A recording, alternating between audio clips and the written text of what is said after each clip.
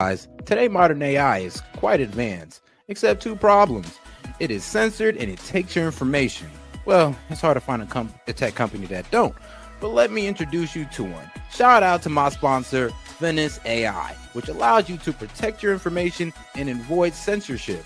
Now ask yourself, why should a team of programmers at these leading AI apps be the ones to decide what is okay for you to ask and think?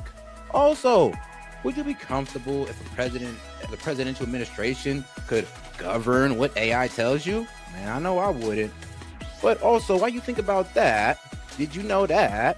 Let me tell you this, it's gonna be crazy, but ChatGPT has a former director of the NSA sitting on their board right now, guys.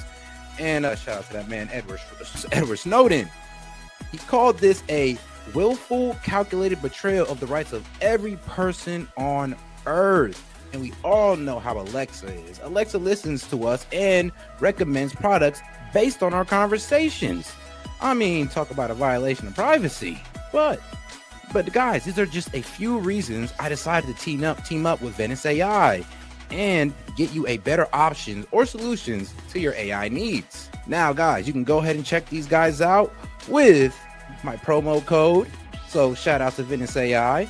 Now, if you want to use AI without fear of handing over your most intimate thoughts to a corporation or government, you can get 20% off a pro plan using my link, Venice AI SET, and use the code SET. Man, so shout out, guys. So make sure you guys use the code. Put it one more time for you guys right there. Once again, guys, if you guys want to go ahead and have unleashed AI, uncensored AI, go ahead and tap in with my guys at Venice AI, guys.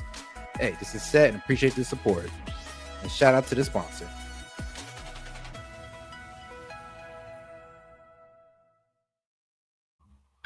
Yo, and we are live. Yo, this is SET with SET Media, guys, and I'm back with another one for you. All right, guys, about to get into this Trump making announcement. It's going to be a quick one, and I'll see you guys later on tonight. All right, guys, let's go ahead and double tap that screen, like the video, and let's get right into it. Let's go. You'll see it's a lot of the same thing, although the numbers here are really something. They're really bad. Now, we did send FBI in about 4 months ago to work, and it brought some of the numbers down, and they did a great job, but we're sending in the big force now. We also sent them into Chicago on a sort of a moderate basis, and we brought down crime a little bit in Chicago, but we're now going to bring it down very big. We're going to be doing Chicago probably next. I was with a great businessman, a man who is involved in all cities through his business. And I say, who do you think should be next after Memphis? And he said, sir, you've got to save Chicago. We're going to wait a little while. But he said, you got to save Chicago. You can't let it go. And this is a very prominent man that everybody knows in this room. Another man in Memphis was saying, Bill, he was saying, very interesting, he's on the board of FedEx. And his hotel is about a block away. And he said, when I walked there, I said, you know, I don't want to do this again. I never want to do it again. And they won't let me walk there.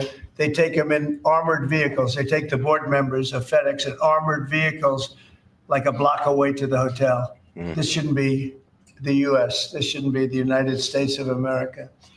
The task force will be a replica, as I said, and it's going to be, I think, equally successful. This is a tremendous success. I mean, you know, it's bad when the mail service got to get dropped off pretty much down the street. I mean, it's almost like living in a neighborhood where, you know, where the piece of companies don't deliver to. If you're living in one of those neighborhoods, you're in a bad area. Bad in Washington, I can tell you, and everyone knows it. And people in the White House that work here and other people that I know are calling me and thanking me. They're going out to dinners. They're doing things that they haven't done in years. The effort will include the National Guard as well as the FBI, ATF, DEA, ICE, Homeland Security investigations, and the U.S. Marshals, and more along the prosecutors. We're going to have DOJ led by U.S. Attorney for the Western District of Tennessee, who is here or not here? Who's that person here? No, not really. That person is going to be very busy. So we're going to have U.S. Attorney for the Western District of Tennessee. And most importantly, Pam Bondi's here. She's heading it up, and she's doing an unbelievable job. And Every And I love the fact that Trump is doing this because it's shutting the Democrats up. Like, all you care about is the blue states and the blue cities. You just want to bully us, Trump. Like, you don't care about the red states. Okay, great. Fine. We'll go down to Tennessee, which is a red state, and we're going to go hit their highest crime city, which is a blue city, and it's called Memphis. You happy? And then we'll go down to a red state called Louisiana. And then we're going to go into a blue city, which has the highest crime in Louisiana, called New Orleans. You happy now? Because we still got to deal with the Dems and y'all leadership. Respect beyond this. So also worked with some of the members of the team right here on DC, and we're very proud of that effort. We essentially had the crime down to a very low rate in 12 days. And within another 10 days after that, it was so incredible. And it continues at that level. And we're going to continue. We have to, because it's our capital. This team will deploy the full powers of federal law enforcement agencies and enforcement generally to restore public safety and get dangerous career criminals off of our streets. We're going to get them off.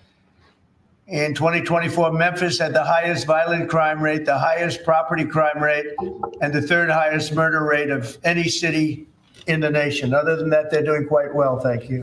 A person is 4 times more likely to be murdered in Memphis, Tennessee today than in Mexico City. It's been, and you know Mexico City is not a cakewalk.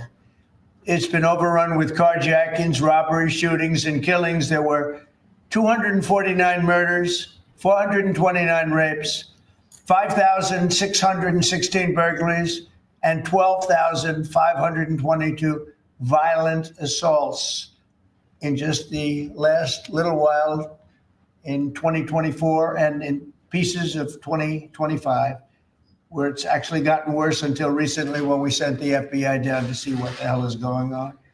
Last month, a vicious thug carjacked an elderly woman parked at the movie theater, dragged her out of the car, and body slammed her into the pavement, where she is still trying to recover. Probably won't be successful. So we're not going to allow this kind of savagery to destroy our society anymore. We're stopping it, doing it one by one time, but we want to go quickly. We don't want to lose Chicago. We're going to lose Chicago. We're going to lose places like you go to St. Louis. St. Louis, we're going to lose St. Louis. We're not going to lose. We want to. Yeah, some of these places are so gang infested that the police don't know how to handle it.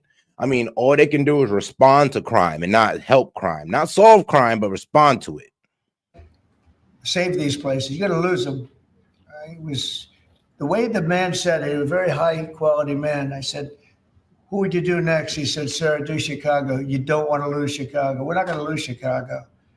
So we're going to have to go very big, and we're going to go probably, we're thinking about it for next time. We're going to hold it off. We're going to do some of the smaller ones. And the truth is, our people are so good. Gaddy, you're doing a great job wherever you may be. We're doing so good that I don't think we need too much practice, right? But we got to go and save our big cities, our great cities. Chicago's a great city, and we're going to make it great again very soon. And I think we can do that. Despite the tremendous size, I think we can do a real job, and we're going to give you the resources that you need. So with that, I'd like to just end by saying we're going to make Memphis safe again, and I'd like to ask Governor Bill Lee to say a few words, and then Pam can talk, and anybody else you'd like to talk to. We'll go through the whole list. We have all day long if we have to, because this is a very important thing. We have to save our country from violent crime. So, Bill? Yes, sir. Mr. President. First of all, thank you. Thank you. Thank you for your commitment for federal resources to the great city of Memphis. And it is a great city, and it has a great history and a great legacy. And we are very hopeful and excited about the prospect of moving that city forward. I've been in office 7 years. I'm tired of crime holding the great city of Memphis back. And I have spoken today with the director of the U.S. Marshals, with the director of the FBI, with General Bondi. We realize that this effort of multi-agencies that will combine the work of the Tennessee Highway Patrol and the local police departments, when we come together, we can make significant change in our city and the city of Memphis. And that is a powerfully important thing for the state of Tennessee, and I want to say thank you. This will be your proudest moment when we. Here's the problem with Memphis. I mean, it often appears at the top or near the top for total crime rate and violent crime. So it just has the most total crime in general. I mean, across the board from robbery, like murder, probably even scamming and all that good stuff. Just crime in general. It just doubles in numbers compares to cities like Detroit, Baltimore, Maryland, New Orleans, Louisiana, and St. Louis, Missouri. Is it like in terms of overall crime is damn near on a class of its own. I mean, that in what was it? I think Jacksonville, Mississippi. See you in 4 or 5 weeks, maybe sooner. You're going to see numbers that will drop and plummet like you haven't, just like we did in DC. They plummeted. Nobody can even believe it. And they're going to plummet. It'll be one of your really proud moments. And you've done a good job, too. But this will be maybe your proudest moment. Thank you, sir. Okay? And the director, as the director said, the goal is sustained. Right. Got to keep it. Sustained crime lowering. And that with this effort, I believe we can get there.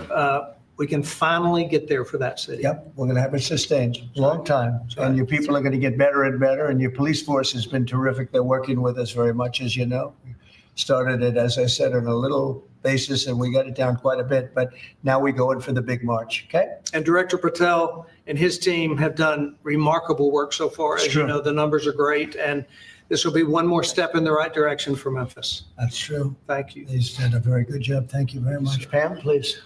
President Trump, at your directive, we went in, as you all know, to DC and took over the city of DC, working hand in hand with Metro Transit Authority. All of the agencies represented here today got over 2,000 violent offenders, got over 200 guns off the streets of DC, and DC is safe again.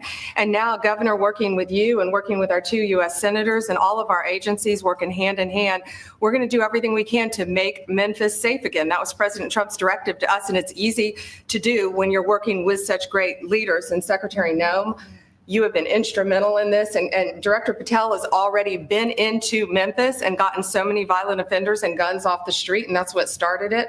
And working with Stephen and Deputy Attorney General Todd Blanche, thank you. We've all been going nonstop, working hand in hand together, and Gadi Serralta, Terry Cole, and Director Driscoll of ATF wearing 2 hats, and Pete Hegseth with the National Guard, all working hand in hand and being out there for a month. You can't tell who's with what agency but for the T-shirt they're wearing, because everyone's working hand in hand, and that's why we've been so successful. We're going to do that in Memphis, and we're going to get crime off the streets.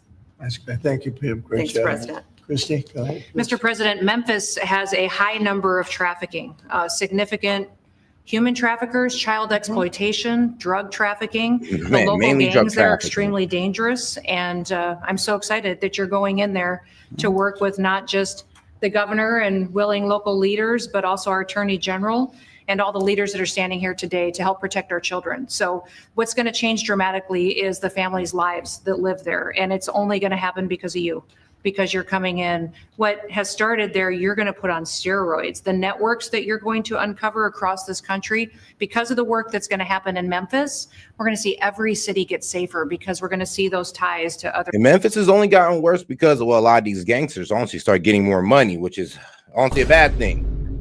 Thanks to people like Yo Gotti and sadly Young Dolph, which are, well, Young Dolph is one of my favorite rappers. Yo Gotti is trash to me. But yeah, due to guys like these who pretty much make money and push the money, either one, shout out to Young Dolph, back into businesses, or you can do like Gotti and pump it back into gang activity.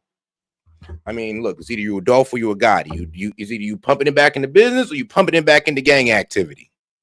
And that's kind of one of the reasons why Memphis is kind of effed up, because there's a lot of rich guys from the streets who rather just kind of just blowed up the gangs, kind of add more military strength to the gangs with better guns, cars, etc. Criminals that we're going to get out of the country. So we're a nation of laws.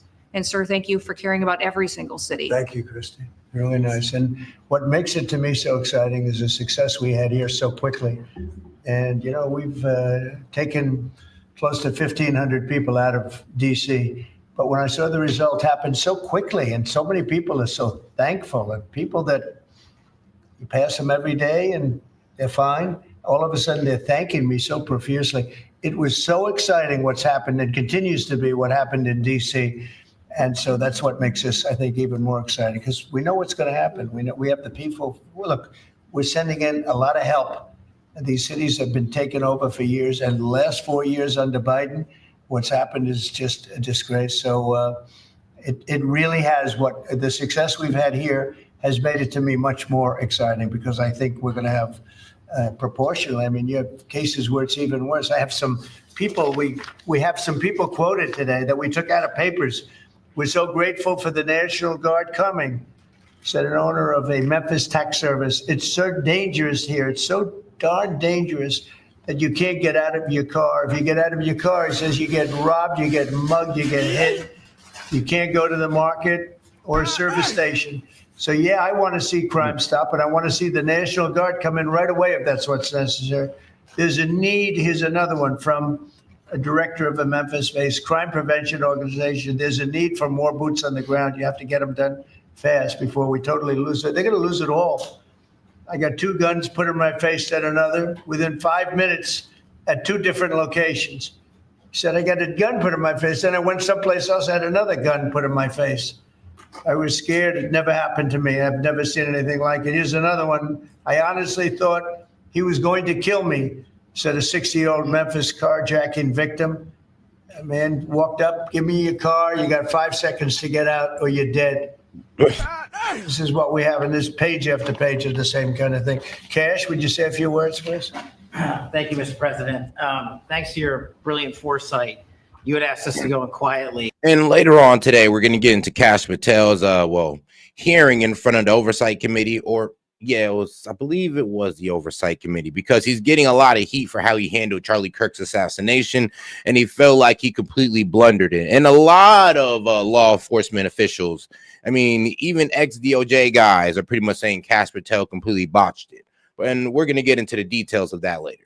Into the cities to help set the landscape, to work with the interagency, and to make America safe again. And we've done that under the FBI's banner program of Operation Summer Heat. And the results are only as good as the prosecutions.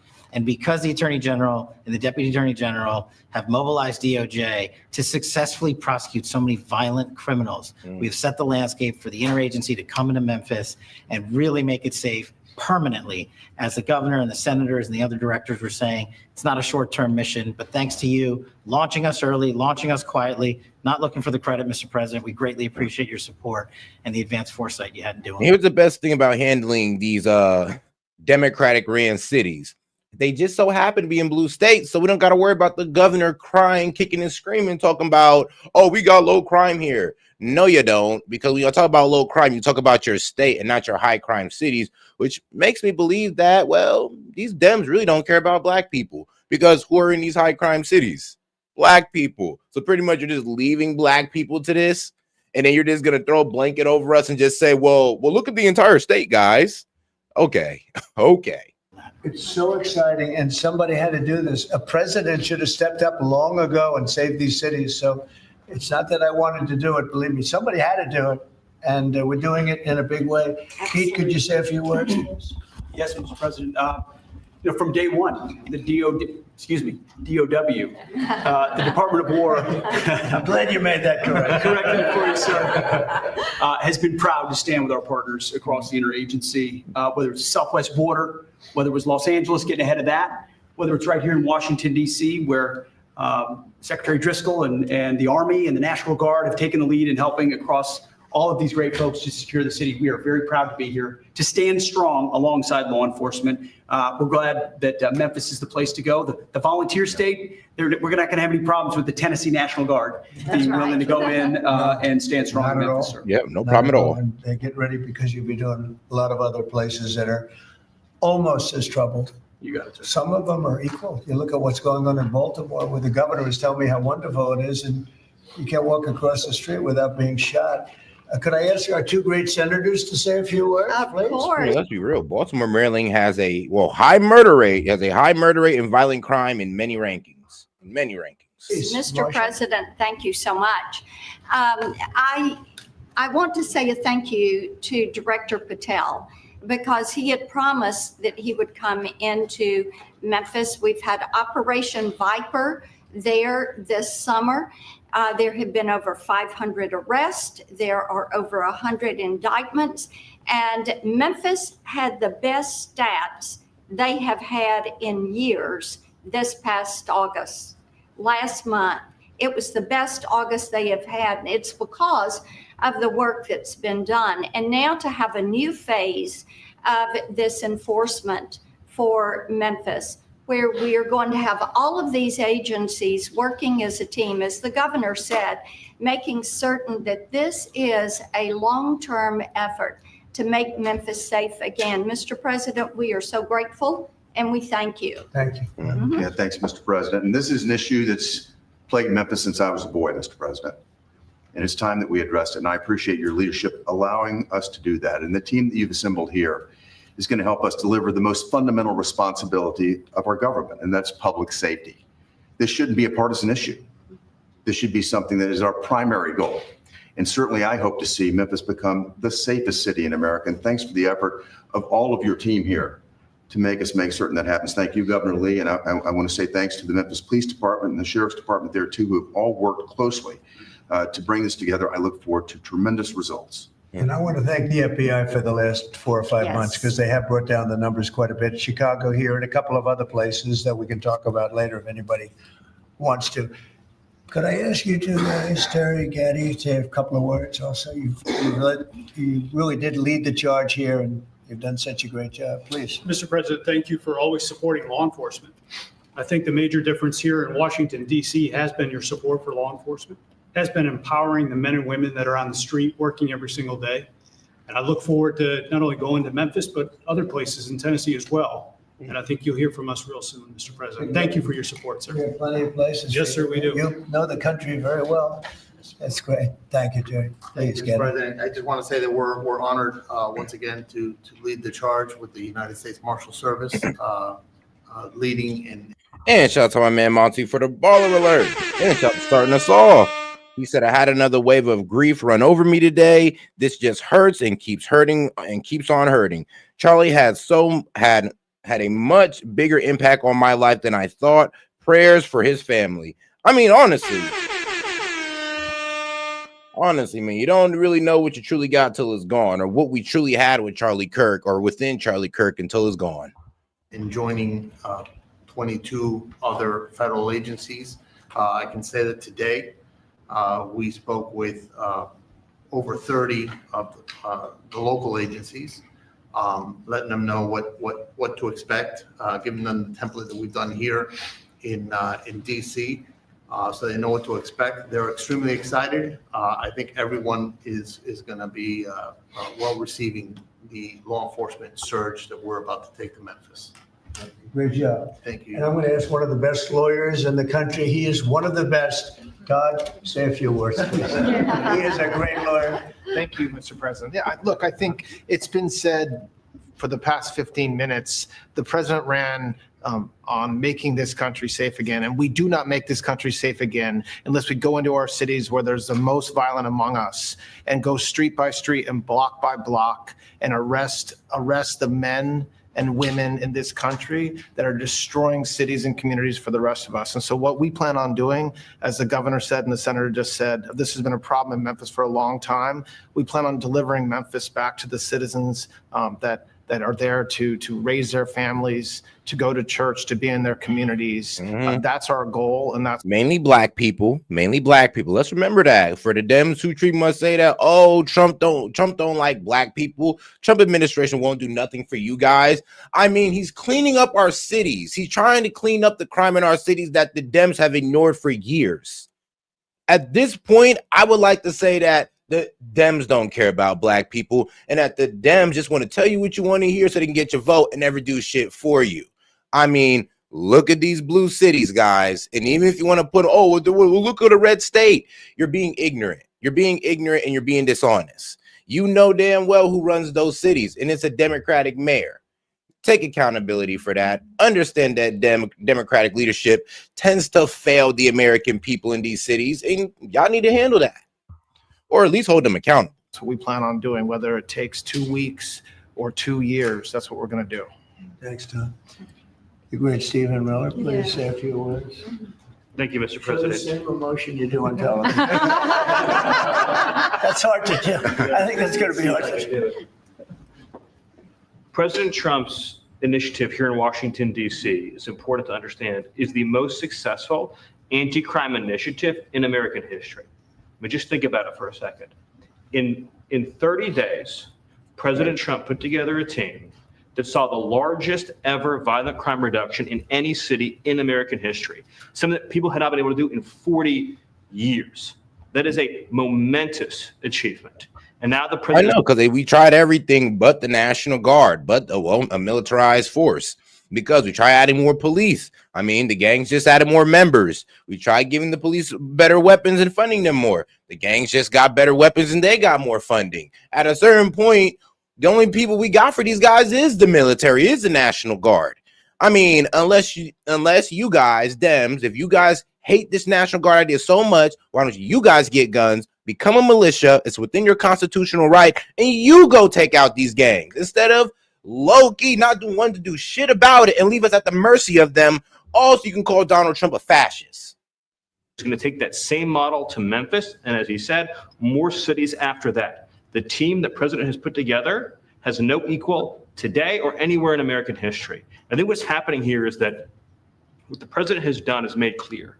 The power of federal law enforcement that was used for the last 4 years to harass and attack conservatives, to harass and attack Christians, to go after law-abiding families, the power of law enforcement under President Trump is going to be used to get all the criminals, all the violent offenders, all the murderers, all the cartels, and all the domestic terrorists off our streets. So whether you're Antifa, whether you're a domestic terrorist, whether you are a violent gang member, a drug trafficker, a trained Iraqwa killer, or anyone else that's threatening our people, President Trump is saying he's going to use his FBI, his DOD, his ATF, his DEA to wipe you out, to put you in behind bars, to take you off the street, or to apply whatever legal consequences necessary.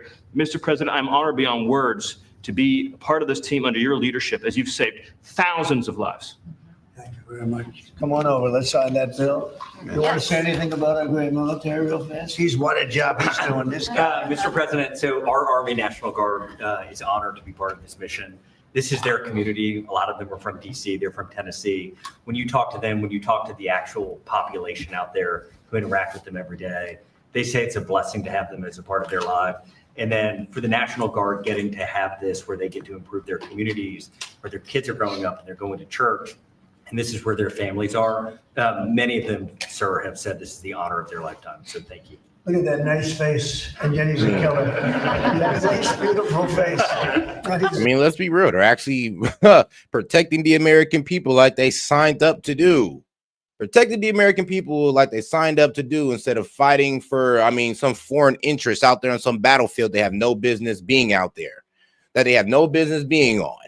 I mean, would you rather them sign up, protect the American citizens, or be on some foreign battlefield working for some corporate interests? I mean, take your pick.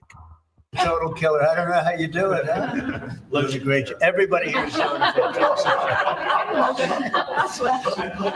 All right, here we go. And shout out to my man Hellbat. He says, all I hear is when I see them speaking is no, stop taking out slaves. Stop taking away the slaves. Trump, no.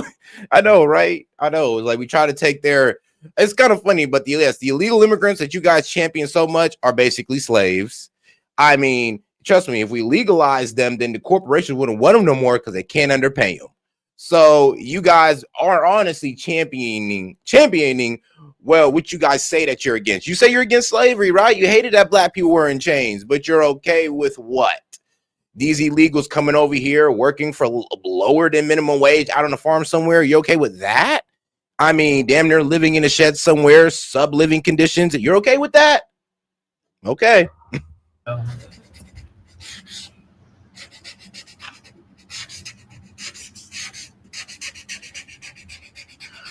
Wonderful. Okay. Wonderful.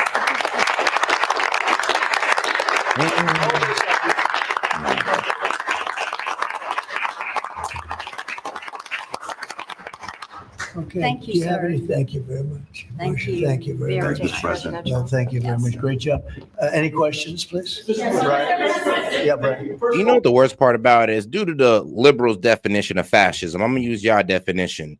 You guys are the fascists. On your own definition, you guys are the fascists. I mean, we can't disagree with y'all without getting attacked or shot or having or ridiculed. You understand that you guys are the fascists? When you guys killed Kirk, not you guys, but when somebody who believed in your ideology killed Kirk, you guys became the fascists. You guys became the intolerant left, which you guys been honest. You guys been this. Now it's just been exposed.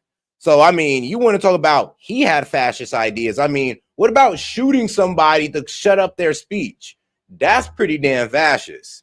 I mean, let's be honest here. And then to celebrate the death of somebody who had a different idea than you, that's pretty damn fascist. I mean, that kind of sounds like some 1930s Germany's bullshit. Like if you weren't down with killing all the Jews, you were going to be one of them. Oh, you got it. Did they take down the blue tent? Yes, sir. Last time he hit me with a blue tent and nobody knew what he was talking about. We found out, right? Found out. And he was gone the next day and they had a lot of, that was not so easy. They had, that's a violent radical left group. Okay, go I ahead. got peppered with a lot of comments for doing that. They still have their First Amendment right, though. They're still out there protesting.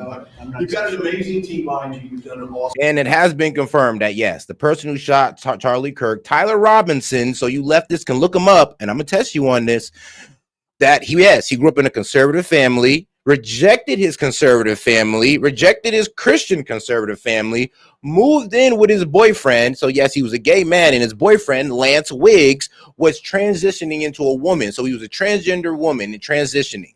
So you're telling me this guy's a right winger, a gay man, which he could be gay and a conservative, but a gay guy dating a transgender woman? That's a bit, I mean, now that's kind of reserved for you guys on the left. Let's be honest here. Job for DC. I want to get ahead of a story that I think might come out. You pushed out an email earlier today, really showing dozens and dozens of local media in Memphis highlighting all of the violent crime in that city. So they have no problem. And shout out to my man Monty. Hey, can we play the final 15 minutes of Charlie Kirk's show from yesterday? Please, that sums up my opinion to the left. All right, I got you, big dog. I got you, Monty. Shout out to the supporters. Reporting the crime, but when you show up to solve it, they're going to run around town looking for that one person that says, we don't want Donald Trump in our city. What can you say to the media there in Memphis, Tennessee, to help let them know the people want you there in their city? Well, I'm not sure they found that person, because I saw them doing some interviews and it looked like they were looking, but they were in fact, that producer, that person, I think they lost their jobs because everybody was saying, we want Trump to be there. They want the people right here to be there. Look. And shout out Hell Bad. He says, pull the Destiny and probably did the Spurg too. Possibly. But the fact that people on the left are still trying to call this guy a right winger, I mean, I'm sorry, but you guys are incorrect and you honestly need to learn the facts because you need to take accountability for this. He called Charlie Kirk a fascist. It wasn't because he wasn't going hard enough. It was because he was a fascist. He believed he was spreading hate. Who else has that rhetoric? Is that people on the right? Is it the Groypers? No, it's not. It's the left. It's the intolerable left. So, yeah, you guys might want to check your facts on that one because you guys are trying to run off the fact that he had conservative parents and thinking that's just, oh, well, he must be conservative himself. I grew up with liberal parents and I turned out a conservative. What the hell are you guys talking about? You guys should know better. Some of y'all who are liberals come from the same background as Tyler Robinson saying this bullshit. I grew up with conservative parents, but you came out liberal. It's very simple. In Chicago, they're getting beat to hell. They're being shot. If you lose 6 or 7 people die over a weekend, they consider that a successful weekend. And when you consider that a successful weekend, that's pretty bad. I had the president of Poland here a few days ago, and we had a news conference. Many of you were here. And I made this statement. I said, we're very happy to announce that it's been over 2 weeks since anybody's been killed in D.C. And he looked at me like, is that supposed to be good? He's looking like, what kind of a place is this? And now it's been a long time. But and as I was saying it, I said, I'm not sure if that sounds good to somebody. It sounded great to you, but it doesn't sound good to somebody from a country where they don't have violent crime like we have. But now it's a long time since that's happened. We went for years where at least one person was killed. Now you're not seeing it all. It's like the border. Millions of people a year ago, millions of people poured into our country. In the last 3 months, there have been zero, as reported by largely Democrats, actually. The border is secure. The country is secure. We've got the hottest country anywhere in the world. And I'll tell you, a year ago, we were a country in tremendous trouble, probably a dead country if it continued. So we're very happy about it. And so just, in terms of your question, people have never seen anything like what we're doing. And I think they're very happy and they want us to be there. They don't want to be mugged. Who would say, gee, I don't want the National Guard? And you need that in terms of numbers. And also, you look at those guys, I looked at them, they're rough guys. They're, the Supreme Court voted recently on merit. We're a merit-based country again. I said they had tremendous courage to do that. We're a merit-based country again. When I looked at and actually, a lot of people are mad at the Supreme Court right now because the Supreme Court pretty much gave ICE the power to, I guess, racially discriminate against illegal immigrants. So pretty much saying the Dems are mad. Well, you're pretty much saying if he's brown and he just so happens to be in the corner of Home Depot, he's an illegal. That's racial discrimination, guys. No, honestly, it's not really racial discrimination. It's kind of just, hey, if it quacks like a duck, if it walks like a duck, then I'm sorry, but it's a duck, guys. It's proper identification. People that were patrolling the streets for the National Guard and for others, I could see were merit-based. They were rough looking, they were tough looking, and they love our country. So that's where we are, Brian. Thank you. Thank you very much. Yeah, please. Yes. Given all the that's going on with Charlie Kirk's assassination and the left-wing, violence going on. Yeah, he was a left wing. Like I said, and a lot of people, I guess, still haven't got caught up on the information. But yeah, even the governor of Utah came out and said, yeah, he's a left winger. Due to his social media posts and what his friends and family say, even from what his transgender boyfriend is saying, yes, he's a left-wing radical. He is pretty far left. I mean, people in his hometown, the governor, FBI done confirmed this at this point. The governor of Utah done confirmed this at this point. So where are y'all this delusional at? I mean, y'all need to get up off X where they're trying to feed you any lie to make you not believe that, yo, this was a left-winger. He shot Charlie Kirk and he was from the left. He shot him because he said, what? He spreads hate. He's a fascist. He's literally on the bullet. It says, hey, fascist, catch. That sounds like something that a right winger would do. Like, let's have some common sense, guys. Let's be honest here. Like, if you're still sitting here saying that Tyler Robinson's a right winger or a graper, you're honestly retarded and you don't know what you're talking about. I mean, you really don't. You have plans, and actually this is a great opportunity with all these do you plan on designating Antifa finally a domestic terror organization? You're right. Well, it's something I would do, yeah. Shout out to my man Hellbat. I saw an amazing prank where people just wore ice jackets to Home Depot and watched them run and scatter. You know, I'd have been out there with the camera. I'm like, all right, everybody who runs, there's one. I'm calling ICE. Yep, let me go ahead and send you the footage and give me my $1,000 per immigrant, baby. Like, what? I heard there was an award, and even if there wasn't an award, I'd have done it for free. So, haha. And shout out to my man Monty for the baller alert, coming in with the cool 100. He says, stop acknowledging their delusion set. You're right, man, because these guys are just going to lie to themselves. Like, they're just going to lie to themselves at this point. It's a rage bait. They know he's a leftist. They just don't want to debate that. They want to write the narrative to justify murdering him. I know, right? Because they say, oh, well, it's one of your own. It's one of your own. No, it was one of you guys. It was one of you guys. But yes, they didn't murder him for hate speech. They murdered him because of speech they hated, and that's the fact. I mean, what did Charlie Kirk do that was a fascist besides talk? Now, actually, wait, I forgot. Fascists don't talk. They're supposed to be authoritarian, right? He's supposed to be making you do things. How is he making you do things by debating you? If I have support from the people back here, I think we'd start with Pam, I think, but I would. If shout out to Monty. Going to go ahead and get that call-in line open or call-in link posted in about 5 minutes. you give me, I would do that 100%, and others also, by the way, but Antifa is terrible. Are there other groups that you can think of? There are other groups, yeah, there are other groups. We have some pretty radical groups, and they got away with murder. And also, I've been speaking to the Attorney General about bringing RICO against some of the people that you've been reading about that have been putting up millions and millions of dollars for agitation. These aren't protests. These are crimes, what they're doing, where they're throwing bricks at cars of ICE and Border Patrol.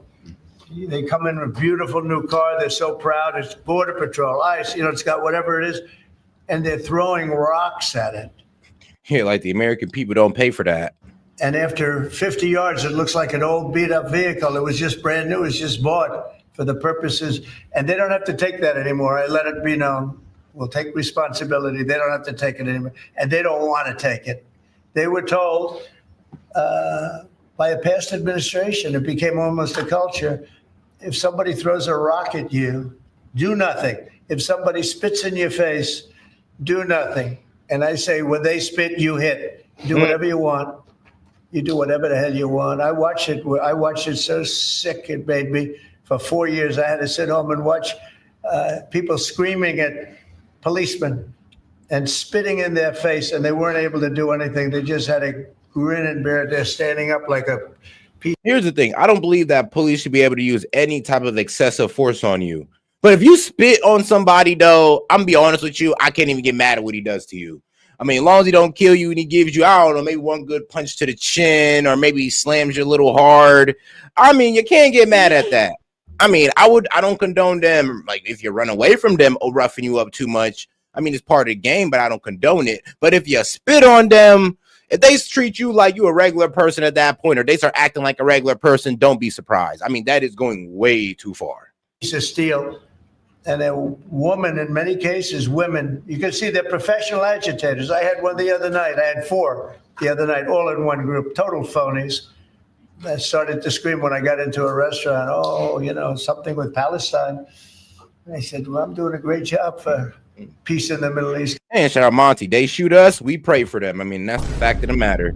I mean, they have all this hate-filled language in the world, and we just sit there and pray for them. I mean, even the guy that said that disrespectful thing, super chatted it in about Charlie Kirk. I was like, no, bro, I'm just going to pray for you. Not going to talk down to you or nothing. I'm just going to pray for you. We're just going to continue to take the high road on y'all. I mean, and here's the thing. If we keep on taking the high road, you guys are going to become more of the fringe minority. I should get lots of awards for that, right? With the Abraham Accords and everything else. But a woman just stood up and started screaming. And she got booed out of the place, too. There were a lot of people in the restaurant. I went there to show how safe, and it was safe. I mean, the woman is just a mouthpiece. All she was a paid agitator. And you have a lot of them. And I've asked Pam to look into that in terms of RICO, bringing RICO cases against the criminal RICO, because they should be put in jail. What they're doing to this country is really subversive. Mr. President, can I ask you one on crime? Mr. President, can I ask you one on crime and one on Charlie Kirk? You floated potentially going into St. Louis. You mentioned you want to go into Chicago next. Could St. Louis be after Chicago? It's going to be around there someplace. Yeah, we got to save St. Louis. Got to save these cities. This isn't like, we're going to do something. We have to save St. Louis. We have to save Chicago. I know all about Chicago. I have a great, beautiful building. I'm so proud of it. But, you get less pressure. And shout out Monty for correcting. He's like, effing autocorrect. Pray, not pray. Yeah, we ain't trying to hunt you guys. We're trying to pray for you guys. When you see all the crime. When they announced 2 weeks ago, 11 people killed, this is over a weekend. I think they said 38 people shot and 11 people dead. And then you watch Pritzker get up and say, we've got crime under control. And I will say that Cash and the FBI did a good job. With a very light force, they went in, and for about 4 months, Cash or so, they've been working on keeping crime down. They have brought the numbers down a little bit. But those are the easy numbers. The first 20, 25% are the easy numbers. That's where it gets. Then you have to bring in the big forces, right, which is what we always intended to do. But I think the FBI's done a very good job. In particular, in Memphis and Chicago, they brought it down a little bit. like 20% and 25%. Well, I guess it's not so little, but we have a long way to go. We think Chicago is going to be next, and we'll get to St. Louis also. And on Charlie Kirk's assassination. And New Orleans, we want to get to too. Your FBI is investigating the potential role of left-wing organizations in the assassination. I'm wondering if you think if Charlie Kirk's assassin worked alone or if he worked with you. I don't know. I mean, I can tell you he didn't work alone on the internet because it seems that he became radicalized on the internet. That's just by watching same things that you're watching and hearing. It looks like he became radicalized over the internet. And it seems like his wonderful parents brought in a wonderful neighborhood, smart guy. I mean, yeah, conservative parents, straight A kid, had a bright future ahead of him. It's just he hopped online and got radicalized by those left-wing lunatics online. And now Trump's a fascist. He hates Christianity. He hates conservatism. And he thinks it's just the poison of the world. And now he feels like he got to go take out Charlie Kirk because Charlie Kirk speaks against his transgender girlfriend. Well, boyfriend who wants to be a girl. I know the mental sickness is crazy. Oh, who's also a furry. Yeah, I know, right? So there you go. Yes, Lance Wiggs, who is the boyfriend, transgender boyfriend or trans woman boyfriend, I know, confusing, of Tyler Robinson, is also a furry as well. Great boards, great marks, great student. And then something happened to him over a fairly short period of time. It looks like he was radicalized over the internet, and it's radicalized on the left. He's a left.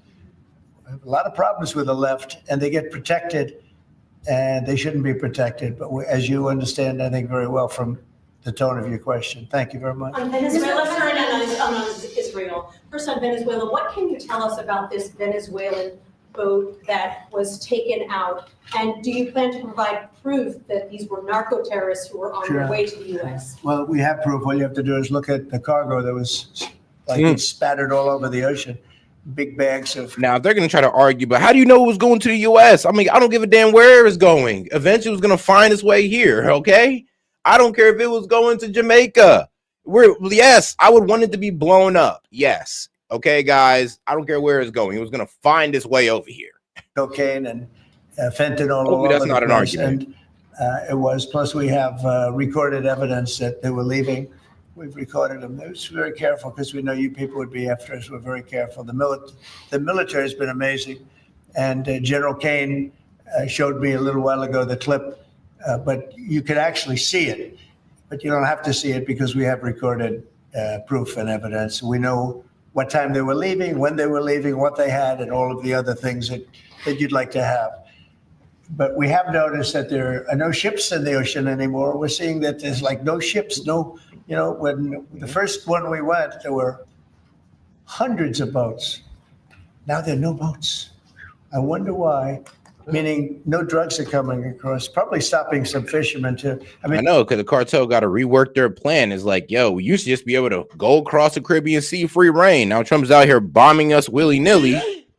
We got to think of a game plan here. So who knows how that's going to work out for them? To be honest, if I were a fisherman, I wouldn't want to go fishing. Just a nice, let's take a little trip, because I'd say, man, maybe they think I have drugs downstairs. I don't want that. I think the fishing business probably been hurt, but there are literally no boats. This was a boat, and we were surprised to see it. Now, what does that mean? That means there's no drugs coming by sea, but they do come by land. And you know what? We're telling the cartels right now, we're going to be stopping them too. When they come by land, we're going to be stopping them the same way we stop the boats. And you'll see that. But maybe by talking about it a little bit, it won't happen. If it doesn't happen, that's good. But they killed 300,000 people in our country last year. And we're not letting it happen anymore. And then on Israel, did Bibi Netanyahu speak to you directly to alert you that Israel was going to be striking Hamas sites in Qatar? No, he didn't. Are you sure? Yeah, go ahead. How did you learn of it? Same way you did. Go ahead, please. You mentioned that the shooter was radicalized online. I think so. You said I just woke him and I just found out that Qatar was bombed, just like you, sweetheart. I don't know about that one, Trump, but we'll let him breathe on that. By the way, when I say that, that's my opinion. I think he was radicalized online based on what they're saying. Do social media companies bear any responsibility for that? And how does that? I'm going to have to ask. I mean, where else do you get a love for transgenders and furries? Where else do you get a love for transgenders and furries but the internet, guys? Where else? Hold on 1 second. Because this idea of, oh, what did he think? Why did he think it? Blah, blah, blah, blah, blah, blah, blah. It's very clear what he thought. He engraved him on the bullets he intended to shoot Charlie with. Like I don't understand why this is even up for debate. Hey, fascist catch. I've never heard a right winger of any sort call any other right winger a fascist. And because in order for your theory to be true, this has to be a radical right winger, right? Bro, the only fascist that I've ever seen on the right was when the Mehdi Hassan Jubilee thing, when the guy came up and said, I want a Christian monarchy.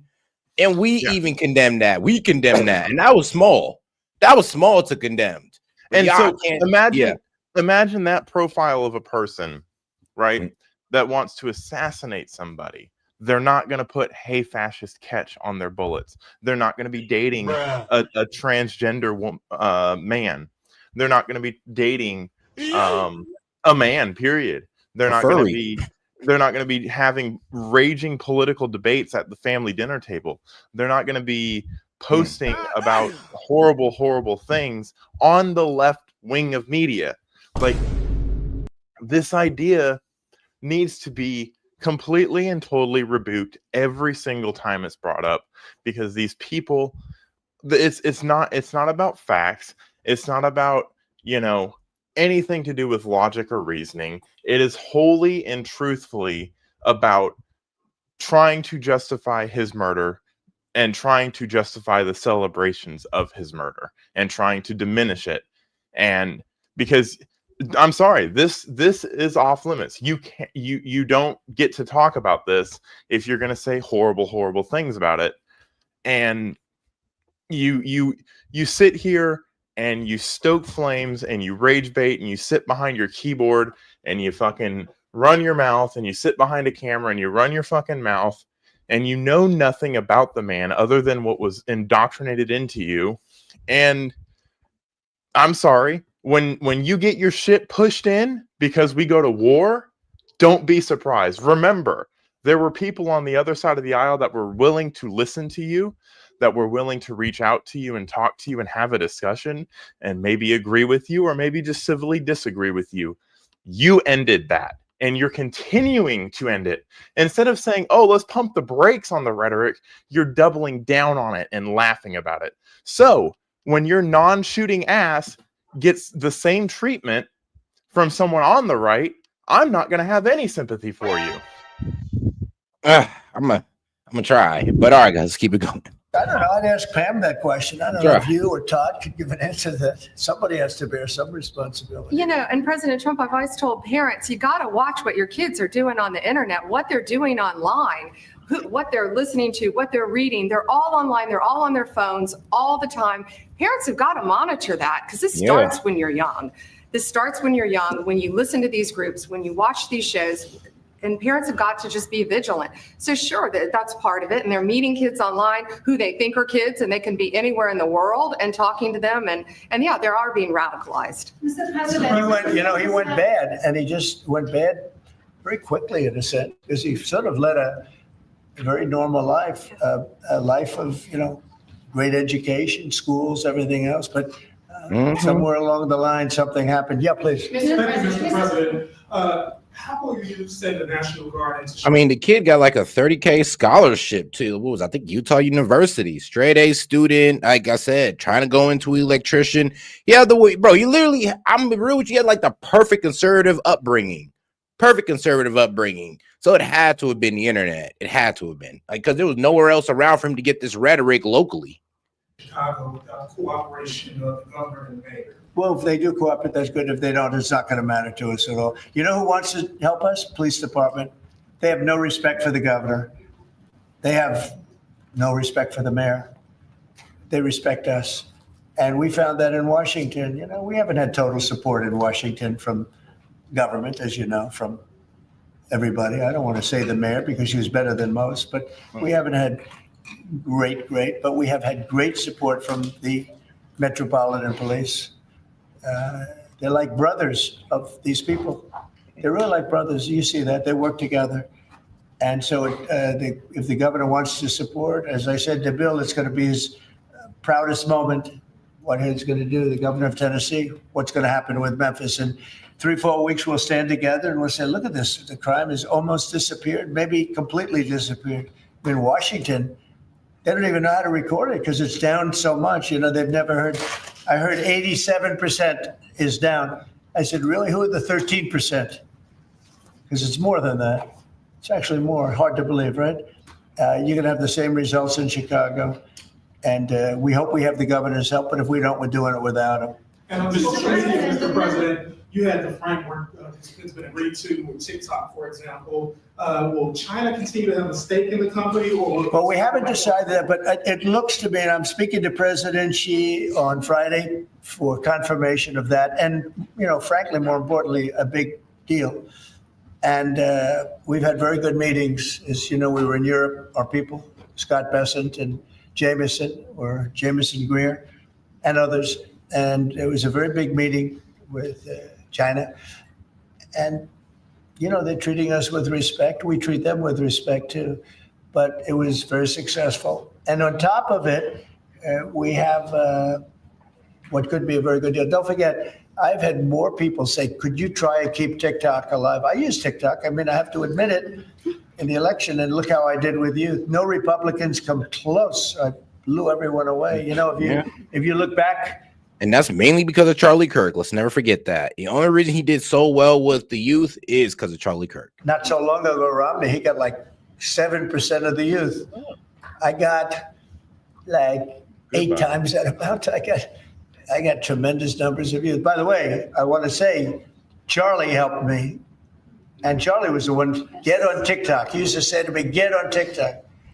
Charlie was unbelievable. So probably, and I did. I had somebody named TikTok Jack. And he'd put that camera. He said, just a real quick statement, sir, like 10 seconds or less. They didn't like anything over 10 seconds. But man, and shout out Jet. He says, hey, bots, batteries go in smoke alarms, not your backs. Like, nah, for real. Hey, man, somebody put a battery in their back today. It worked, but Charlie is the one that really, and my son Barron also. And I have to say, Don, Eric, the whole group, it's important. And it can maybe even bring us closer to China. We had a very good meeting with China. I was surprised. I didn't expect it to that extent. And I'm going to speak again with President Xi on Friday. And, I think that'll confirm things up. Charlie Kirk and crime. On Charlie Kirk, do you plan to speak at the funeral, and what would your message be? Well, I'm going on Sunday. We're taking a whole plane load and having. I was invited on Saturday, but I said I'd rather save it for Sunday. We're going to have a stadium, and I'll bet that stadium is going to be pretty packed, maybe completely packed. It's going to be big, but I'm going to be at the stadium, and I guess I'll say a few words. I don't know, but I guess I will. But I knew him very well. He was an amazing guy. He was all about young people, getting them started right. And he was like a magnet for young people. They just attracted to him. He loved them, and they attracted to him. His wife is a tremendous person, by the way. He always had great respect for his wife. He got married. I didn't know he was getting married. I heard he got married. And he loved her. He really loved her. She loved him. And I think she'll have something to do with keeping that whole thing going. Turning Point it became a very big deal. And I heard they had like 38,000. So he wanted to get it up to 20,000 chapters. That's a lot. That would have been a lifetime's work. I heard that over the last 4 days, they have 38,000 people wanted 38,000 chapters at colleges, schools, other places. Numbers that, nobody's ever heard of numbers like that. So I think Turning Point could be, through what happened, this horrible act, it could be maybe bigger than it could have ever been had he been there. And I will say this, he'd be very happy if he saw what was going on. And there's some very good people, because I speak at Turning Point quite a bit. And Charlie would call me up. So the last time I spoke to him, he said, "Sir," I think it was Phoenix. "Sir, could you get to Phoenix?" This was like in a day. I said, "Charlie, I'm the president of the United States. You called me asking me if I could speak tomorrow in Phoenix. You can't do that to me, Charlie." But usually I ended up going. He was great. He was a great guy, and he didn't deserve this. He didn't deserve this, believe me.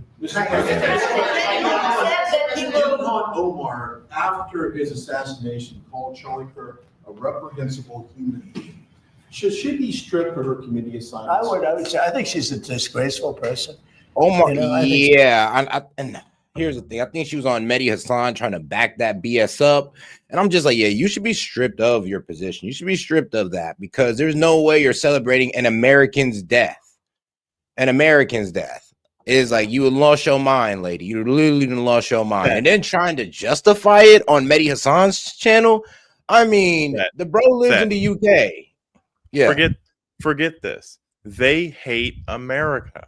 So saying an American's death as if it's supposed to invoke some sort of feelings that you cannot reason with the wicked. You cannot debate the morally senseless. You cannot, like, everything you value, they hate. Remember that. Like, it's I understand it. It's like we believe in certain morals and certain principles. They don't have those.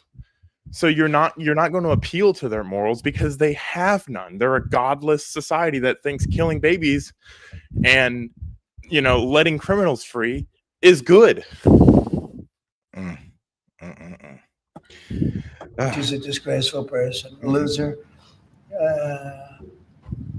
It's amazing the way people vote. I know it's people from her area, maybe of the world. I don't know. They got here and they vote her in. It's hard to believe, but I think she's a disgusting person. And one more question. Whoa, a lot of these, in recent of these trans shooters that we've seen over the last couple incidents, this flag right here is up and down 14th Street. This is what would be a trans flag. A lot of people are very threatened by this flag. It means, you know, it's effed up. Like, she's inspired a lot of people to have that same rhetoric as her to kind of, you know, celebrate Kirk's death. And those people have lost their jobs. She should too. Good. I think they should have. Yeah, I know. Me too. Just make sure that she loses hers too, because she's the one who's promoting this. Well, one of the many who promotes it. They're the ones that pushed cancel culture, and now it's biting them in the ass. Thank God. Negative things to people, violence. Would you be opposed to taking this flag down up and down the streets of DC? Well, I wouldn't be. Then they'll sue and they'll get freedom of speech stuff, you know, so that'll happen. But I would have no problem with it.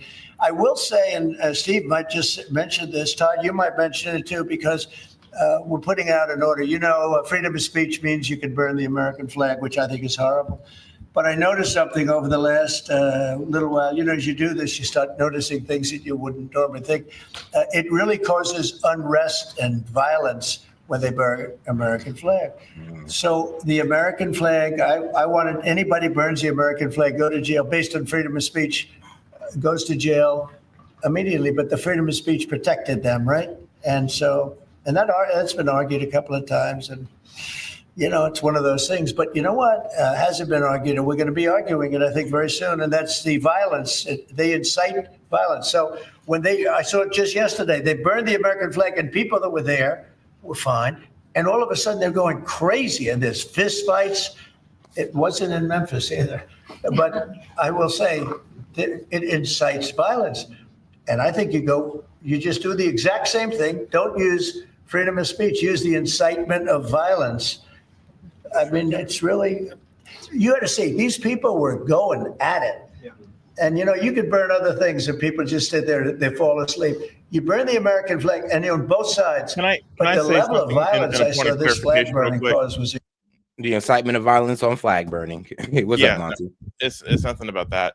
So you guys fail to see the point in behind what I'm saying. I'm talking about people that are cheering for someone's death. I'm talking about people that hate America. When I refer to they, if the shoe fits, wear it, Cinderella. Like, If you hate America, I'm talking about you. If you hate Christian values and morals, I'm talking about you. When I refer to they, I'm using a broad brush to encompass anybody that has those feelings. So no, I'm not going to debate the people that got fired for losing for celebrating his murder. That's the they I'm referring to. So stop trying to victimize yourself. I know it's real hard. You're professional victims. It's like, I get it. Stop trying to victimize yourself and realize the levity of the situation. You are supported by these people. Just like you say, Trump is supported by white nationalists and racists and all this fun thing that you love to say about 80 million people on the right. How does it feel when the shoe's on the other foot? How does it feel when you see that little feeling in the back of your throat when I said they and you thought I was talking about you? That's how the entire right has felt for 10 years now. Actually, you know, it's absolutely hilarious when they want to make these like racist jokes and all that good stuff. Like, it's absolutely hilarious how the left will pretty much say Donald Trump's not for black people, but any black person with Donald Trump, you're immediately calling us, you know, out of our name. Black. You just you're not black, or black people are dumb. They should just go. It's like, oh, so we're only smart when we agree with you. It's like, that's crazy. Yeah. So like, it's kind of crazy how you guys don't see your own racism within yourselves, by even having that stance. All they care about is enriching themselves, and they use you, the voters that believe this shit, as their pawns to get power. That's all your leaders care about. The people that are stoking the flames of violence, that's all they care about. And you're the pawn for it, and you don't even realize it because you think you have your head stuck too far up your ass to take a step back and look. Oh, maybe when Charlie Kirk said that some gun deaths are acceptable, like, you know, when he said some car deaths are acceptable so that people have the right to drive, and put that quote into the full context, maybe you'll take a step back and look. But you can't do that because you see that and it affirms your beliefs, because you've lived too long in the echo chamber that has been led by the radical left, from indoctrination in schools to indoctrination in media. You notice how every direction you get it from, everything agrees with you.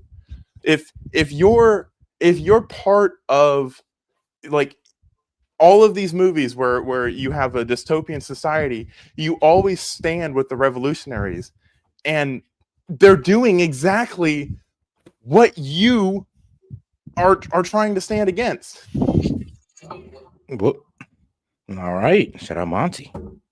It was an incitement, so I hope you guys are going to be able to do that, man. Right? Well, there's also groups called Trans-Tifa, so perhaps if you can label them. Trans-Tifa is crazy. Trans-Tifa. Trans-Tifa. I think you probably could. Again, you'll be sued, and it's okay. No, that's what we just gonna call the left. We just gonna call y'all Trans-Tifa. Y'all no longer the left. You're Trans-Tifa. Yeah, we need to rise above, because I believe there are people in the Democrat Party on the left side of politics that have true views as a Democrat for social good. I'm telling you that your emotions are being weaponized. That's why Charlie Kirk said, I don't like the word empathy, because you've been taught to have this quote unquote empathy instead of having sympathy and compassion. Put yourself in their shoes in every situation. Empathy can be suicidal, and you are being used to further a movement which will eventually destroy you and people that believe like you do. I've been sued before a couple of times, you may have seen. Anyway. Netanyahu said that he doesn't rule out targeting Hamas where they are. You said that you don't want to see Qatar hit again. Are there any guarantees that Qatar? Well, he won't be hitting in Qatar, as I say. I call it Qatar. You call it Qatar. You're actually more right, but actually you're allowed to go. The Emir said you can say it any way you want, but I've always thought of it as Qatar. I think it's a beautiful sound, and actually they've been a very good ally. And a lot of people don't know that. but he won't be hitting Qatar, but he will be maybe going after. Now, there was an article that I read in a newspaper just about an hour ago where Hamas said they're going to use the 20 hostages as human shields. They're going to bring them up from the dark tunnels, and they're going to put them in the line of fire so that if Israel goes forward, they're going to die. And I thought that was very terrible. And I put out a statement on that. You saw that. Mr. President, I want Charlie Kirk, in retrospect, given all of the moving ways that this White House has paid tribute to Charlie Kirk, right. Do you think it would have been fitting to lower the flags to half-staff when Melissa Hortman, the Minnesota Hold on, House pause. was He gunned down by an did. assassin? He did lower the flags at half-staff when Melissa Hortman was shot. Like, what are they asking? What? Well. As well. I'm not familiar. Oh, The Minnesota House Speaker, a Democrat, who was assassinated this summer. Well, if the governor had asked me to do that, I would have done that. But the governor No, of he Minnesota did. didn't ask me. He I did didn't. lower the flags at half-staff. I have the memo I from wouldn't the have White thought House. of that, but I would have if somebody had asked me. People make requests for the lowering of flag, and oftentimes you have to say no because it would be a lot of lowering. The flag would never be up.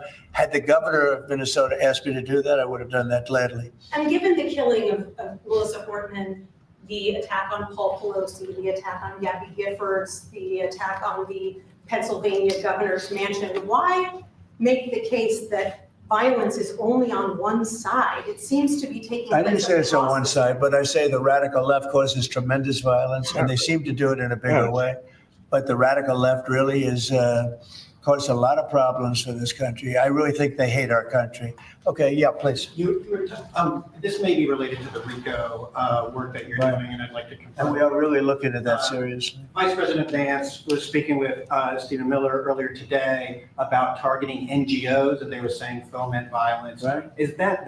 Can you speak more to that? And what NGOs specifically are you looking to target? A number of them. Steve, please. True. Yeah, so I think what you're referring to Start with the NGO that's supplying weapons to Ukraine. So let's start with those guys. is there are these nonprofit entities that organize, as the president mentioned, attacks on ICE officers, attacks on Border Patrol agents, organized doxing campaigns, which are a violation of federal law. They break off cement and they bring into riots. They have organized drop points for weapons, organized drop points for gas masks, organized drop points for all the materials necessary to launch a riot. Of course, you saw that during the Black Lives Matter riots as well, too. So there's this whole network of organizations. And I think the key point the president's been making is somebody is paying for all of this. This is not happening for free. And so under the president's direction, the attorney general is going to find out who is paying for it, and they will not be criminally liable for paying for violence. And you know, a new thing that I've been seeing a lot of lately, but never saw it before. AKA guys like George Soros might just want to stop what they're doing by buying up all of these district judges and all that good stuff. And, well, district attorneys and AGs. They're walking in with bricks and rocks and everything. And the FBI or the Border Patrol or ICE or the police are grabbing them and taking them away, and that's great. And then they whip out a hammer, and it's a beautiful hammer. Really, it's nice. You know, this is not a hammer somebody happens to have. These are serious hammers, beautiful, brand new hammers, and they start breaking up the concrete sidewalks and the granite. And shout out Jet, he says, some math, wet paper bag plus no brain cells equals trans Tifa. I mean, hey, that's the new name of the left. Well, y'all trans Tifa at this point. It's a wrap for you guys. We're no longer going to call you something sensible like the left. You guys are now trans Tifa. We're going to make you guys sound as crazy as y'all are. All right, trans Tifa. All right. Granite curbs in many cases. Granite is hard to cut. You know, it's very hard stone.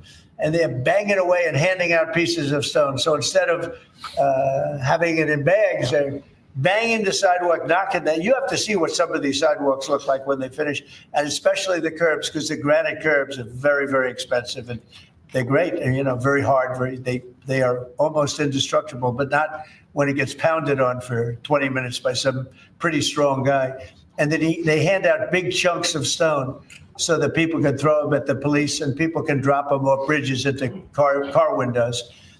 No, we have a long way to go, and we're going to make it all good. We're going to make it really safe. This country is going to be safe. We've got almost 3.5 years. Think of that, 3.5 years. It's a long time. It goes quickly. But at the end of that time, I hope one of the many things we can say is that we made our cities safe again. Thank you very much, everybody. Thank you. All right, guys, let's go ahead and get into the right side of media with Sean Hannity, pretty much saying that Tyler Robinson alleged justified shooting is unveiled. Cash Patel says. Well, let's see. Director Cash Patel. Cash, thanks for being with us. Is there an investigation into a wider plot? Sean, thanks so much for having me. And because President Trump and the Attorney General have prioritized resources to this all-important investigation, we're dedicating every asset we have to run the reverse daisy chain analysis of anyone that was in contact with a suspect that's currently in custody and anyone he contacted, called, and text messaged and had chats on online social media platforms with. That's the power of the FBI. That's the resources we brought in immediately with our cell phone analytic team to use the cell phone tower data dump system to geolocate specifically where this cell phone was and who had it, and after that, who he was talking to. And Sean, let me tell you a little bit about the information we've collected. We've collected information where, through witness interviews from the FBI and local law enforcement, that he essentially admitted after the shooting and assassination of Charlie Kirk, the suspect admitted to it. Furthermore, the evidence and information will come out. I won't stylize the evidence. The Attorney General is absolutely right. We can't do that. But I will say what was found in terms of information, a text message exchange where the suspect specifically stated that he had the opportunity to take out Charlie Kirk and he was going to do that. And when he was asked why, he said some hatred cannot be negotiated with. Whoa. Yeah, you're also running. Hold on, did I hear that right? I did step out for a little bit. Information we've collected. We've collected information where, through witness interviews from the FBI and local law enforcement, that he essentially admitted after the shooting and assassination of Charlie Kirk, the suspect admitted to it. Furthermore, the evidence and information will come out. I won't stylize the evidence. The Attorney General is absolutely right. We can't do that. But I will say what was found in terms of information, a text message exchange where the suspect specifically stated that he had the opportunity to take out Charlie Kirk and he was going to do that. And when he was asked why, he said some hatred cannot be negotiated with. Yeah, you're also running an investigation on what's called the Discord chat room, which has scores of people on it, and texts between the suspect and the partner. Mm-hmm. I assume that those discussions are ongoing? Absolutely. In order to properly adjudicate this matter and let law enforcement hand off information into evidence for a court of law for prosecution, we have to go out and get search warrants. We have to go out and get search warrants of the identifiers that were then built off of the prior search warrants. And we are doing that. And we are going to be interviewing scores of people on not just these chats on Discord, but any communications that this individual have. We've seized multiple electronic devices from the home of the suspect and his romantic partner. We've got computers, we've got laptops, we've got gaming systems, we've got cell phones. All of that is being triaged by the FBI because that's what we do. And the resources that the Attorney General has dedicated to this mission is allowing us to move at the speed we have. As you said, 33 hours. 33 hours, Sean, this individual is apprehended. And on the night... Let me ask you. Mm-hmm. Because 33 hours, and I did mention Luigi Mangione, and I did mention the Sonar brothers in the Boston bombing, and I did talk about the Centennial Park bomber Eric Rudolph and Ted Kaczynski. 33 hours, 2 hours after the video footage was enhanced and released, the suspect's father turned him in. And you got criticized for doing that, and I'm criticized for going out to the crime scene, and I'm having a hard time understanding what people's expectations are.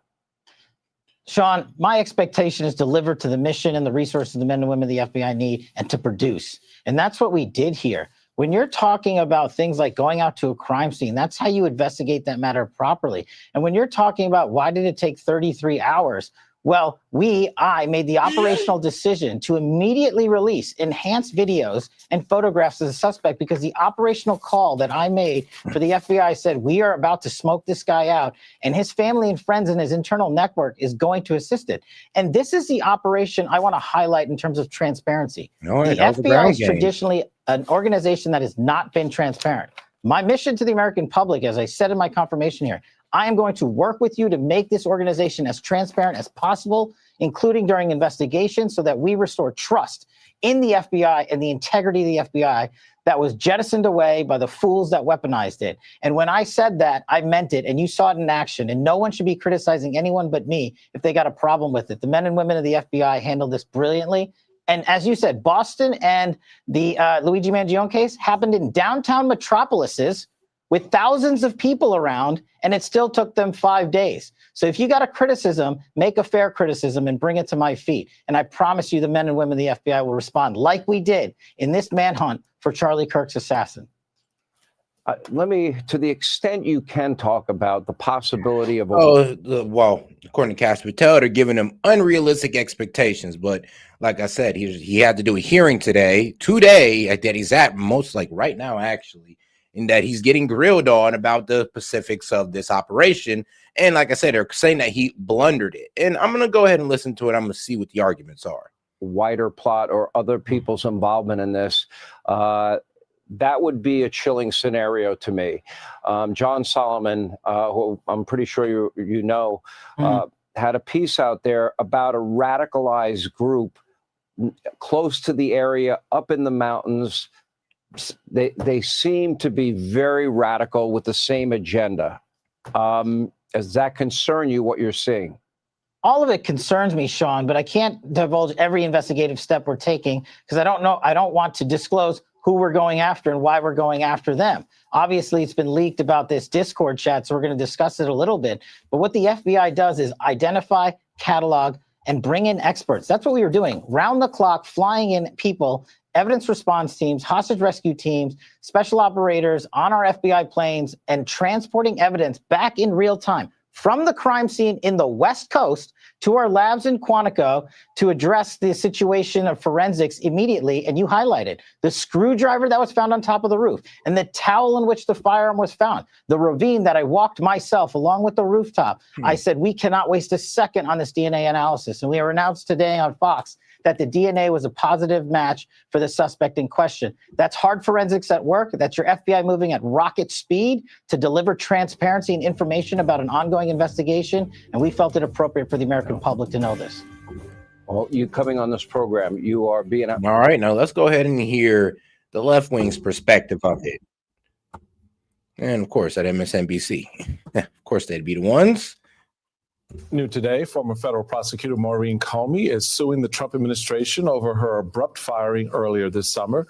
The complaint alleges that the administration has, quote, not provided any explanation whatsoever for terminating Ms. Comey. In truth, there is no legitimate explanation. Rather, defendants fired Ms. Comey solely or substantially because her father is former FBI Director James B. Comey, or because of her perceived political affiliation and beliefs, or both. Also today, FBI Director Kash Patel is coming under fire for his handling of Charlie Kirk's killing, which he will certainly be questioned about tomorrow when he appears before the Senate Judiciary Committee. Joining us now, Anthony Coley, former director of the Office of Public Affairs at the Biden Justice Department, and an MSNBC political analyst, Ankush Kadori, is still with us. Okay, we've talked about Maureen Comey, so I want to talk about Kash Patel, especially since he's going to be testifying before Congress. If you were able to sit down, ask him questions, what is it you would ask? Oh, I've got a couple questions, but let me just start with this.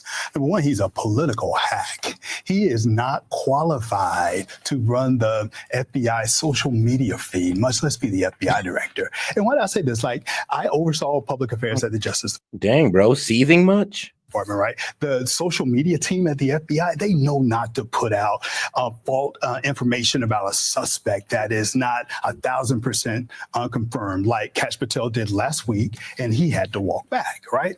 But I've been in the room with FBI directors. Alicia. It requires somebody who is sober. It requires independence. It requires an absolute commitment to facts and law. He's got none of those things. What am I looking for on the Hill right behind us? I want to hear what they have to say about domestic violence extremism. Why do I mention that? Because the former FBI director once said that this was said several times that domestic violent extremism is a persistent threat, is one of the highest things that he focused on. And under this administration, they shrunk the staffing in that office, and they got rid of the tool that the FBI agents use to track white supremacists and militias in this country. I also want to hear what they want to say about the Epstein files. Particularly, the FBI has all of the information about the money trail, right? This guy amassed, $600 million over the course of his time in office. He purportedly got this money because of tax advice and financial advice. I mean, this guy is not, H&R Block, right? So I want to find out more about how he amassed the money and how he used the money. We know that Jeffrey Epstein, transported young girls from European country. What does the financial record say about all of that? I'm weak. So you didn't really have nothing on Cash Patel, but just trying to say, oh, he's not good for the job. He's not competent. And then you're going to move right on to Epstein. I mean, dang, can you stick to the topic, Bree? Stick to the topic, bro. That's all we wanted to know is what your thoughts was on Cash Patel. The paper trail is what I hope members of Congress ask the FBI director about Jeffrey Epstein tomorrow. There's also a lawsuit. I hope they ask him about this lawsuit. This is an excerpt from the legal complaint against FBI Director Kash Patel, and it alleges that he knew summary firings were likely illegal. Pulled quote, Patel stated that all FBI employees who they identified who had worked on cases against President Trump would be removed from their jobs regardless of their retirement eligibility status. He then stated that Driscoll needed to understand that the FBI tried to put the president in jail, and he has not forgotten it. He again commented that he knew the nature of the summary firings were likely illegal and that he could be sued and later deposed. I feel like that's also something the senators, the folks might need to be asking about. Yeah, well, I think, look, there are a lot of questions you could ask Kash Patel. He shouldn't be in this job. So number one, why are you still here is a pretty good question. Why are you still here? All right, they ain't got nothing good without explaining anything. Hopefully he explains something. If he ain't explaining nothing, I'm moving on. Has overseen a reconfiguration of the Bureau that has been very damaging. And I think, Anthony, you alluded to this too. They have shrunk the Bureau, and they have reallocated resources away from a whole swaths of the federal law enforcement apparatus that are very important, not just for threats concerning domestic violence and domestic extremism, but also malign foreign influences, financial fraud. They have this notion that, we're just going to focus on the FBI's quote unquote core mission, which is fighting violent crime, which to them seems to be just enforcing the statutes on illegal immigration and whatever they find in the way of drugs and guns at the same time. He has overseen a strategic reorientation of this Bureau that has been quite damaging. I think we're only now going to start seeing the ramifications of that. One question I have for him, though, is just a sort of an interesting personal one to me, because we have him out here talking about all sorts of things going on with this investigation, purporting to relay all these facts. This is the same person who already had to debunk himself on the Jeffrey Epstein files earlier this year, right? That was in July, okay? This was not that long ago. So this is not someone who should be speaking publicly about anything of any complexity, in my estimation, and not someone who has amassed any sort of credibility with the public that would allow him to be offering those sorts of comments. And I think playing the FBI director. And by the way, who goes on Fox and Friends in the morning to announce developments in a major federal criminal investigation? It's nuts. You do, to the extent that you want to show the one person who's watching Fox. Let's be honest. If he took too slow to do this, you guys would have said, oh, he's not fast enough. But because he did it in quick fashion, now you're saying, oh, well, why did he do it so quickly? It's like, trust me, he wouldn't have won anyway he did it. That you are doing what they want you to do, or what he wants you to do. And at the end of the day, I guess in many respects, it almost doesn't matter what happens in that hearing room tomorrow. right? Disagree. Go ahead. Go ahead. It doesn't matter because at the end of the day, Republicans are either going to slather him with whatever they can slather him with, while Democrats are going to chip away at the very questions that you're asking, and the country's going to sit there and go, "What's the point of this?" We're not learning anything. We're not all of these things about him when he came in, that he was ill-equipped. It matters that he lies under oath. I think it matters. He lied under the oath the last time he was there. Well, you know what? We still in America. It matters to whom? I think it should matter to the senators on that dais. I think it matters to the law, and it matters to me. What the senators on that dais are going to do when tonight only one Republican voted against Mirren? So I think you're missing a piece of this, and then I will kick it over to you, which is I think you're missing the reporting that Bondi and Bovee are both saying they have lost confidence in him. The fact, my point is, there are fractures. Can I ask you a question? Has Donald Trump expressed he's lost confidence in him? Not yet, but let me weigh in here. So I know a piece when I see it. Y'all know how this. No, but here's the problem. You guys just kind of look for something to hate about this man, Kash Patel. That's the problem with you guys. It's like I said, it's like you're really seething to paint this guy as just, I guess, the worst FBI director in history, the most incompetent, when that's not true at all. I mean, trust me, we had worse FBI directors. I mean, shoot, we even had one that was basically in a dress, allegedly. But I do want to pop in here on this. Let's see here. Kash Patel testifies. Let's see if we can tune in on this one. And I'm assuming that Mark had to do with loyalty to the Trump administration. No, you're wrong. Okay. I'd like to revisit another subject from that hearing. Did you testify? Excuse me. You did testify before the grand jury that President Trump had declassified the documents at issue in the Mar-a-Lago classified documents case. Is that correct? I don't have the grand jury transcript. That's why I released it. Whatever it says is the best evidence. That's what you said to Senator Whitehouse, that your grand jury testimony was publicly released. It has not been. In fact, and shout out to my man Ham. He says, "You think Kash Patel handled Epstein well?" Well, not really. I mean, when it comes to this list, not really. Him and Pam Bondi both kind of effed that up. They gave expectations they could not deliver on. And now it's kind of funny how it's up to Massey and Conahey to just kind of pave the way to get transparency. It's effed up, but at least it's a bipartisan effort, at least. In July, a court denied a news outlet's bid to get that transcript. But the court said quite clearly that you are free to discuss your grand jury testimony. So I ask you again, did you testify before the grand jury that President Trump declassified the documents at issue in the Mar-a-Lago classified document case?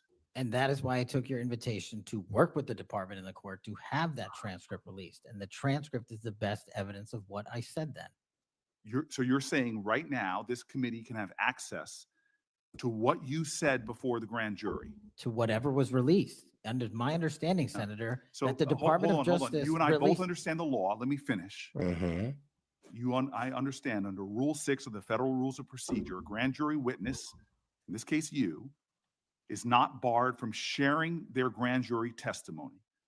This is an oversight hearing. This is germane to your integrity and credibility.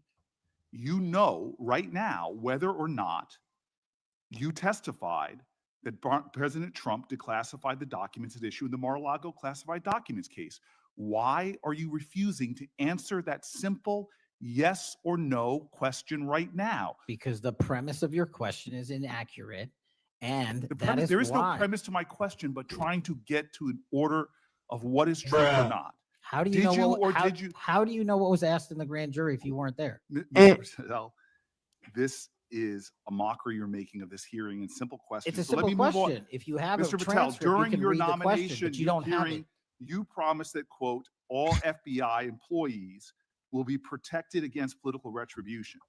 When I asked you, are you aware of any plans or discussions to punish in any way, including termination, FBI agents or personnel associated with the Trump administration, you explicitly said under oath that you were not aware of any plans to punish FBI agents associated with criminal investigations of Donald Trump. I don't believe you were truthful. Firing FBI employees based solely on the cases that they are investigating, their case assignments, is illegal, and you know that. A new lawsuit that's been discussed numerous times, filed by 3 FBI officials, alleges that you carried out Donald Trump's campaign of retribution, in quotes. against FBI employees for, quote, failure to demonstrate sufficient political loyalty. One of those plaintiffs has been discussed today, Brian Driscoll. Now, we know 20 years of distinguished service to the FBI before you terminated him.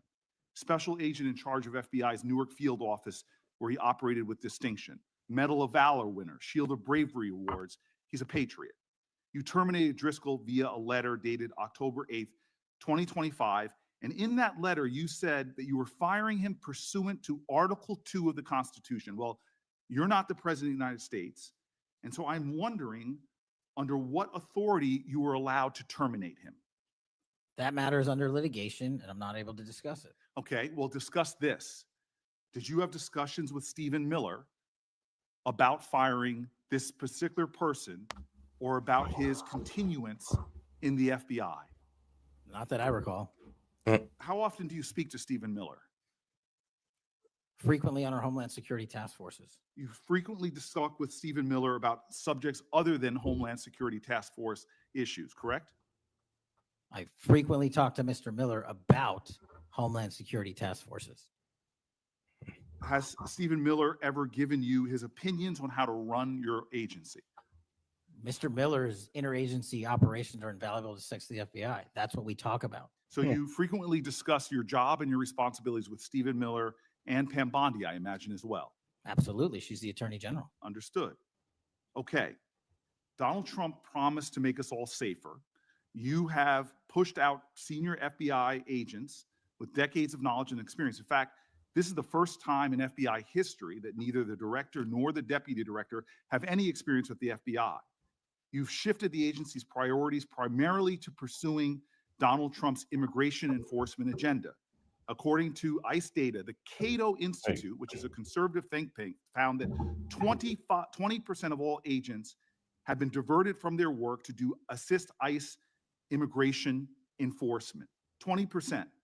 Part of this operation is the work of mass law enforcement who jump out of cars, snatch people off streets at churches, schools, and their jobs and hospitals. I'm weak. So you're complaining about ICE to the director of the FBI. It's crazy. I mean, you go ahead and grab Christy Gnomes if that's what you want. But all right, guys, I'm going to go ahead and head out on this one. I'll be back later on today for another live.